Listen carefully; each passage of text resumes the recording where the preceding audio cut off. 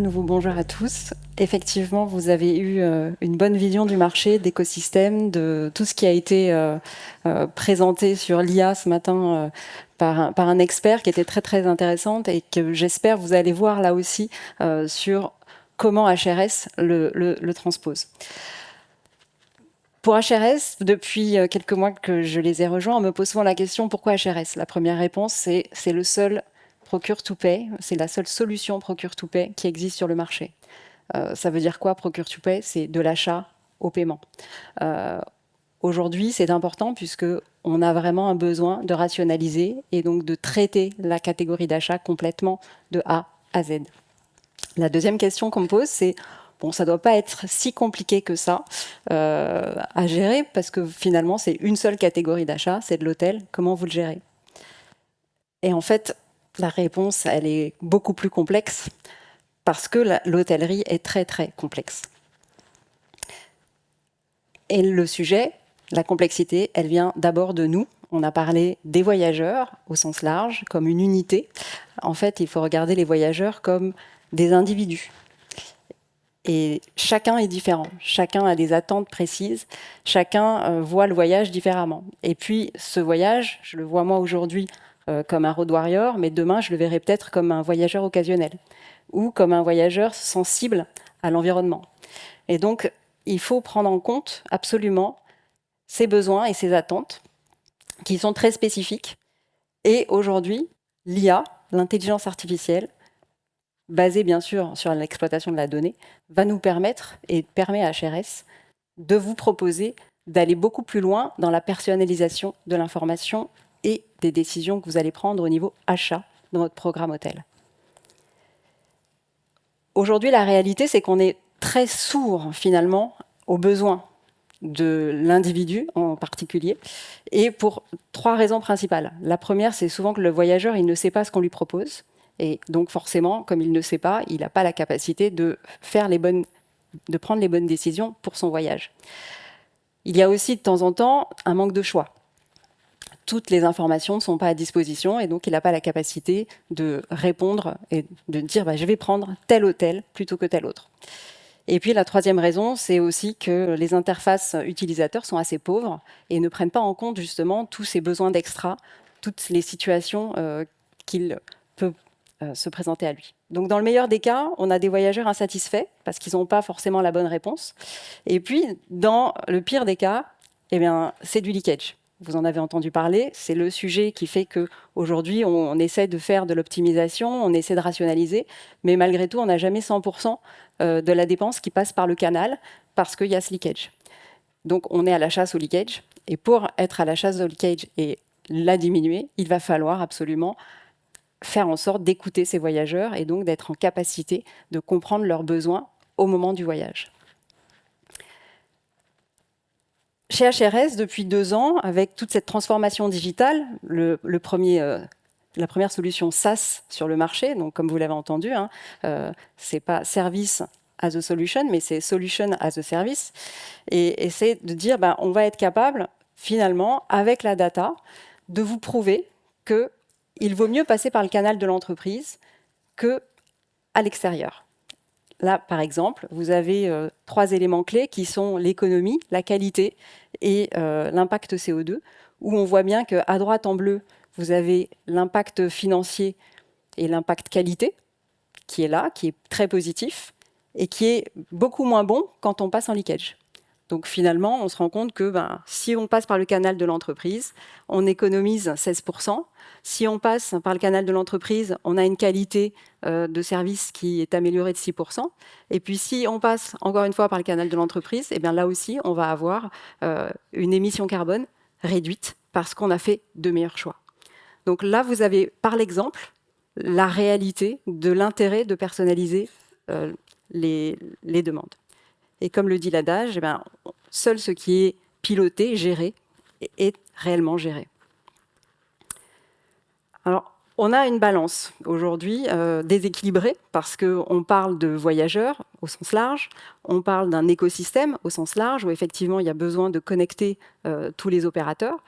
Mais la réalité, c'est que cet écosystème, il est piloté par un programme voyage dans l'entreprise qui elle-même comprend une approche d'achat unique centralisée, qui comprend une approche des classements d'hôtels unique centralisée, et aussi un paiement et des remboursements en termes de process qui, là aussi, sont uniques dans l'entreprise et centralisés. Donc, on veut faire de la personnalisation et pourtant, on parle de 1. On a un problème. À côté de ça, on a identifié des personas, donc nous, nos différents comportements. À la base, à minima, 5 personas dans une entreprise, mais on peut en avoir beaucoup plus. Donc, on se rend compte qu'on a un déséquilibre parce qu'il va falloir résoudre cette équation pour dire je dois faire rentrer mes personas dans ma politique. Donc, comment je fais pour faire que cette équation fonctionne et que je sois en capacité d'aller trouver toutes les opportunités nécessaires? Alors, dans l'histoire, effectivement, on s'est dit manuellement, on va pouvoir le gérer. Bon, c'est une utopie. Si vous savez lire ou vous rendre compte de la masse de ce chiffre qu'il y a derrière moi, moi je vais vous dire c'est 36 fois 10 puissance 18. Je ne sais pas ce que ça veut dire au-delà de ça, parce qu'au-delà du milliard, moi ça ne veut plus rien dire un chiffre. Mais ça, c'est clairement le nombre d'opportunités que nous avons dans le voyage quand on réserve un voyage.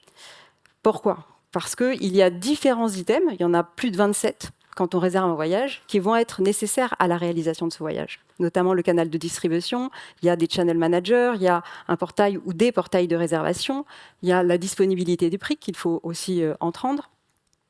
Il y a les CRS, la catégorie de chambre que vous allez décider. Bref, tous ces éléments font qu'au final, pour un voyage, on a des tas d'opportunités, soit de décevoir un voyageur, parce qu'il sera au final pas satisfait, soit d'avoir quelque chose de positif et d'avoir un voyageur satisfait.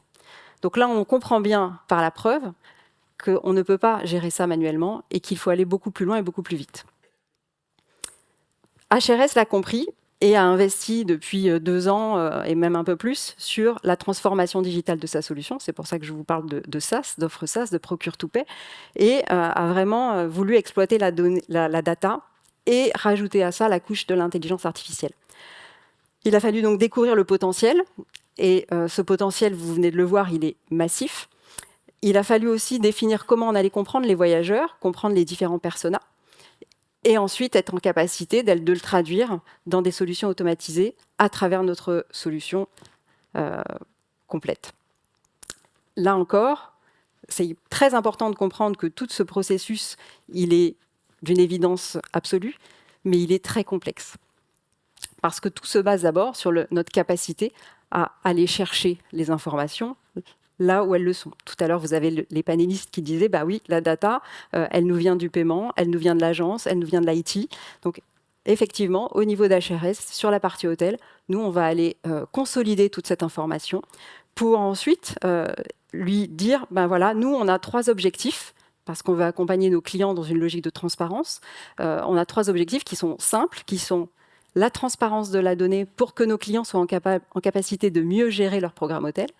On va être en objectif de leur donner comment ils sont positionnés en tant que performance achat, comment ils achètent vis-à-vis de la concurrence, vis-à-vis du marché, donc vraiment toute la démarche benchmarking. Et puis aussi, d'être en capacité de leur donner de la prédictibilité, donc de dire qu'est-ce qui va se passer.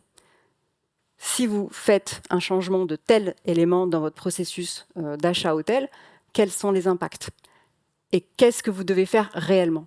Ça a été vraiment les 3 items. Et donc, pour cela, HRS a mis en place des processus précis, des méthodologies d'approche très structurées, parce que quand on a autant de data et autant de solutions, il faut mettre en place des règles pour qu'on puisse avoir une cohérence dans la démarche et que ça puisse être parlant à tout le monde.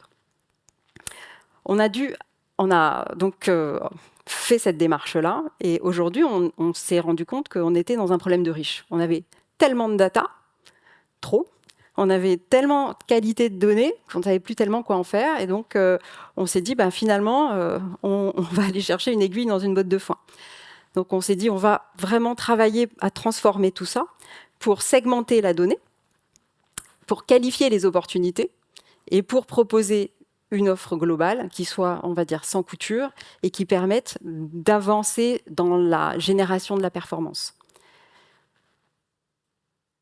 Et ici, en réel, c'est le résultat que vous voyez au travers de la plateforme qui est mise à disposition de nos clients, où le client en live, et à tout moment, durant toute la durée de la collaboration, peut aller voir qu'est-ce qui se passe au niveau de ses achats, de sa performance de son programme.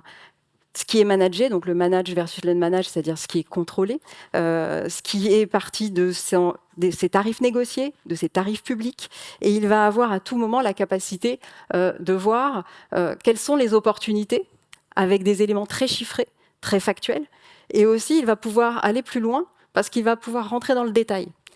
Et ça va être très important pour le client parce qu'il va avoir la capacité, les outils, pour prendre des décisions beaucoup plus éclairées et beaucoup plus précises. Aujourd'hui, on parle de macro, on vous donne des informations globales. Vous le disiez, c'est compliqué. J'entendais Mathilde qui disait moi j'ai beaucoup de data, mais finalement, ce n'est pas forcément ce que je veux. Et là, grâce à cette application-là, vous allez vraiment avoir la capacité d'avoir des informations précises, rationalisées. Et donc, vous allez avoir l'information sur, tiens, quelles sont les actions que je dois mener auprès de quel hôtel? Quels sont les impacts possibles sur ma dépense? Quels sont les impacts sur l'adoption? Donc, vous avez vraiment, là encore une fois, quelque chose de très précis, très opérationnel, et donc qui est très parlant pour un acheteur, parce qu'il va être en capacité de se dire, tiens, moi, je fais tel et tel élément et je vais avoir tel et tel impact.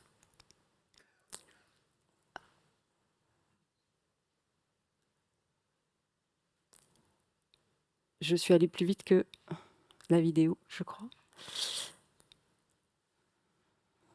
Je ne sais pas si ça s'arrête tout seul ou s'il faut que je clique. Donc, ce qu'on a fait, c'est effectivement, pour pouvoir réaliser cet élément, c'est de dire, on va créer le moteur de segmentation pour les personas. Et dire, ce moteur-là, on va le rajouter dans notre outil de benchmark, dans notre outil Core Insight, pour être en capacité d'aller encore plus dans le détail et donner encore plus de valeur à l'entreprise et aux achats. Et pour chaque persona, l'outil va aller voir, va étudier les comportements d'achat, les fonctionnements, les souhaits de chacun, pour pouvoir ensuite, il y a des animations que je n'avais pas vues, pour pouvoir ensuite définir, tiens, ce persona-là, il a tel comportement, et donc il va avoir besoin d'avoir telle orientation. Et l'intérêt, c'est que l'outil va vous reconnaître et va dire, tiens, vous avez tel persona, donc vous avez telle possibilité de choix. Donc, on est aiguillé par l'IA. Là, vous avez ici précisément la capacité de l'outil qui vous est montré, où le persona qu'on a pris, qui est celui qui est sensible au RSE, on voit vraiment quel usage il a, quel poids en termes de nombre de personnes, son total de dépenses, quel poids il pèse sur le programme négocié. Donc vraiment, est-ce qu'il utilise le programme que vous avez négocié ou pas par rapport aux autres personas? Et donc, ça vous donne l'intérêt des choix à faire. Si demain, vous voulez modifier et aller plus vers ce persona, vous savez tout de suite vers quel hôtel vous devez retourner pour mieux négocier.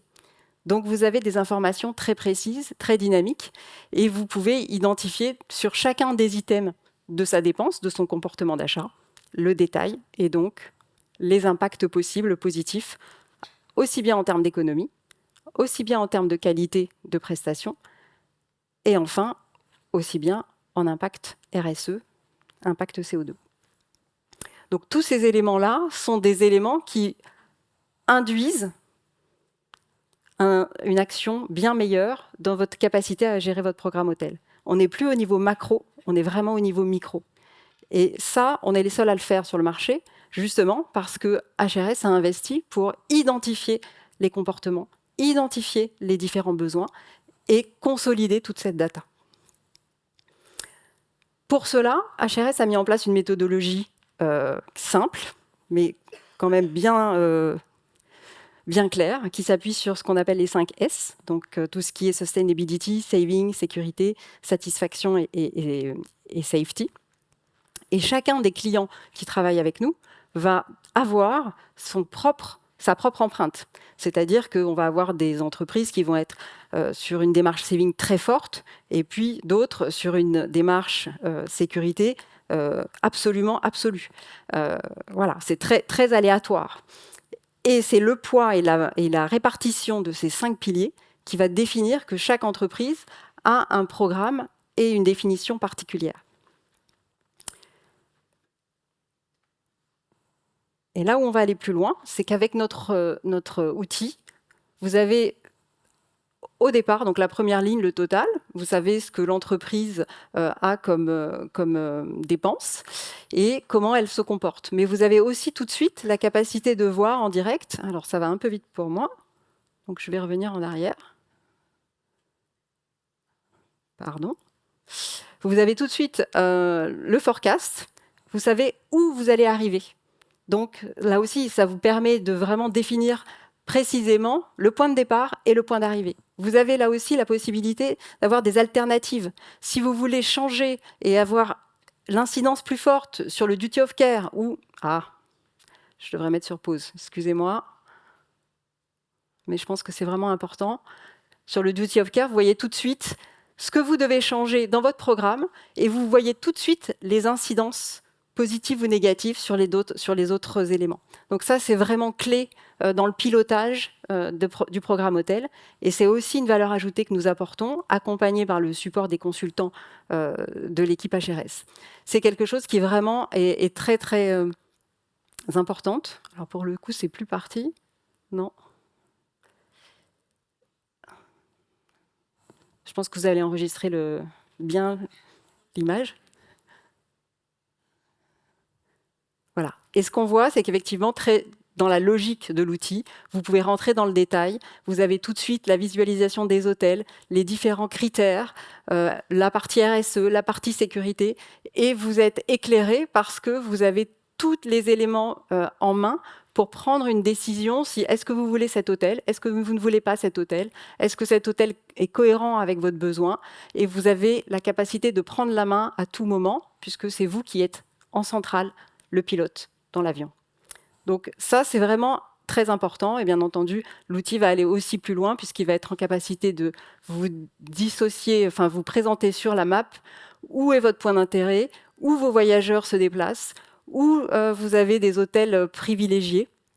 Et donc, vous avez là la capacité de vous rendre compte si finalement vous adressez correctement le besoin des voyageurs ou pas. Et ça, vous le faites au niveau macro, mais aussi au niveau micro, par rapport à vos personas. Donc là, j'avance. Donc c'est comme ça qu'on a mis en place un pricing dynamique où on s'est dit, vous avez la totalité de vos hôtels, la totalité des hôtels. Tout à l'heure, Romain parlait d'1 million d'hôtels. Bon, c'est bien d'avoir 1 million d'hôtels, mais en fait, la réalité, c'est 85% des hôtels dans le monde, enfin des voyages dans le monde, n'utilisent que 40 000 hôtels.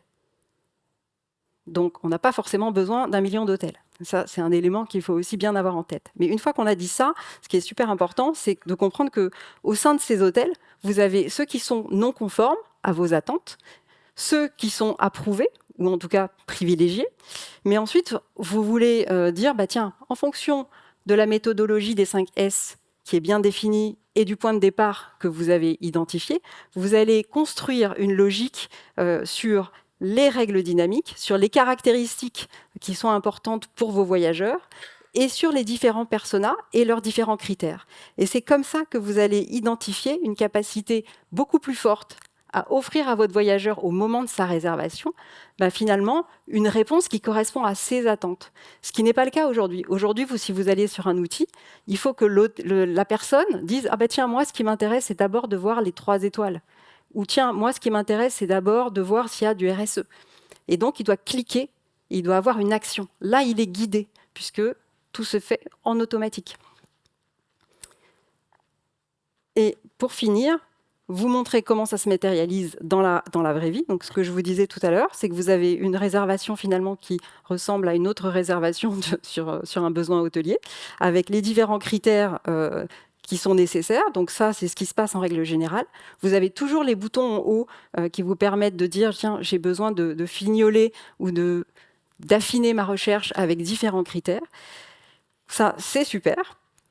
Mais là où on va aller plus loin et là où on commence à proposer vraiment du service, c'est que voilà, je suis finalement RSE sensitive, et bien automatiquement, moi, mes demandes, elles seraient classées différemment parce que l'outil m'a reconnu et donc je pourrais faire de meilleurs choix par rapport à mon envie. Je suis donc enclin à être bien plus réceptive et positive face à ce voyage. Et c'est ainsi qu'on va améliorer la qualité du voyageur, enfin du voyage, et qu'on va donc améliorer sa satisfaction. On le voit, quel que soit, je dirais, le profil. Tout ça, ça a été mis en place de façon très structurée. Comme vous le voyez ici, c'est peut-être le schéma le plus indigeste de la présentation que je vous fais. On repart toujours du bas avec tous les éléments de data. Donc tout ça, c'est l'information qui a été concaténée. Ensuite, on a défini des nouvelles couches.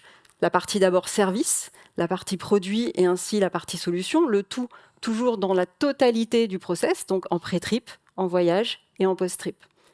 Et sur les différents briques que vous avez clairement l'identification où les équipes HRS ont soit positionné de l'intelligence artificielle, soit ce qu'on a appelé, ce que vous avez entendu déjà tout à l'heure, du machine learning, parce qu'il faut que la machine apprenne en fonction des usages et des comportements.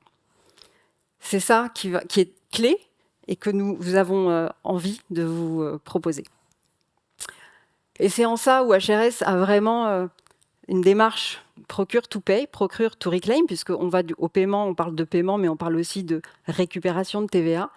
Et en fait, HRS a vraiment eu cette capacité de réconcilier, je dirais, la partie macro, la partie micro, la partie voilà les règles, mais voilà comment on veut, à titre personnel, qu'elles soient matérialisées.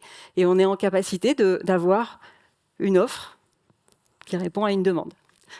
Et avec la data, on fait ce lien-là.